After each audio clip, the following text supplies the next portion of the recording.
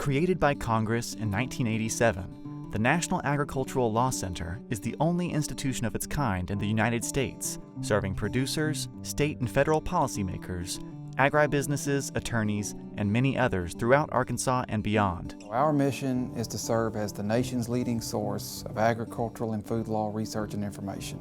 Housed within the University of Arkansas System Division of Agriculture, we achieve that mission by applying the land-grant model of research, outreach, and education to the legal arena.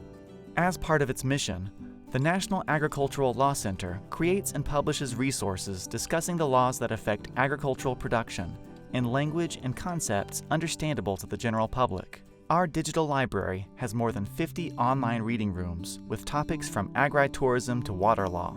These online resources have been seeing steady growth year over year in terms of users accessing our content and engaging with us on social media. With that being said, we are going to take... The National Agricultural Law Center reaches a diverse range of stakeholders in virtually every county of the United States. For more than a decade, we've hosted a conference to offer professional development in the food, ag, and environmental law arena. The Mid-South Agricultural and Environmental Law Conference, which is now in its 11th year, is a premier legal education opportunity that is primarily geared for legal practitioners that represent different interests in the ag industry, but we also attract a lot of non-attorneys who work in different parts of the industry, but particularly for the Mid-South region.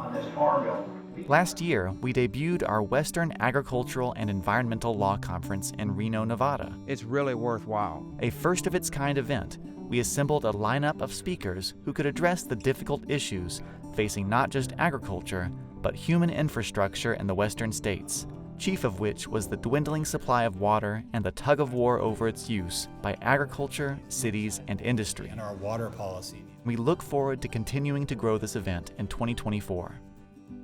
More than just research and more than just outreach, we're also helping train the next generation of ag, food, and environmental lawyers. Through our Bridges initiative, we are developing a legal-focused pipeline of talent into the ag and food industries.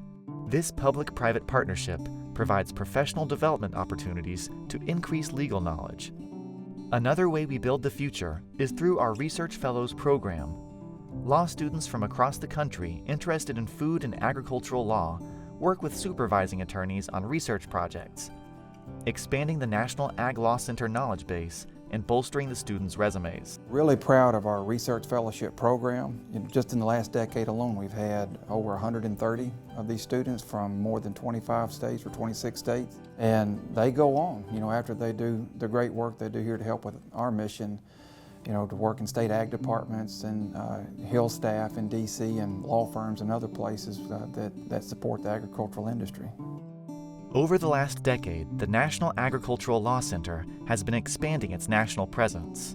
Speaking to groups throughout the country and appearing in media outlets like the New York Times, the Associated Press, and Forbes, our attorneys provide expert insights on a broad range of timely ag and food law topics. Recently, the conversation has revolved around some high-profile issues. As you all know, this is an issue. As international tensions rise, foreign ownership of agricultural land has drawn considerable attention from state and federal lawmakers.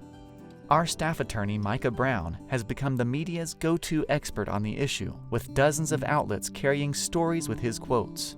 National Ag Law Center Director Harrison Pittman was invited to Washington in September to testify before the United States Senate Committee on Agriculture, Nutrition, and Forestry about the same issue. Absolutely. Staff attorney Bridget Rollins has also been seen on national TV talking about Waters of the U.S., or WOTUS. How the Environmental Protection Agency defines the term has the potential to affect millions of acres of property, regulating how the agricultural industry and others are able to use the nation's land and water resources. Then there's California's Proposition 12, which has important implications not only for food production, but also how one state can regulate businesses across state lines. Senior staff attorney Beth Rumley is a recognized expert on Prop 12, presenting on the topic to audiences across the country. As pressures on natural resources increase and we look for ways to become more sustainable, solar and carbon leases have made inroads in agriculture.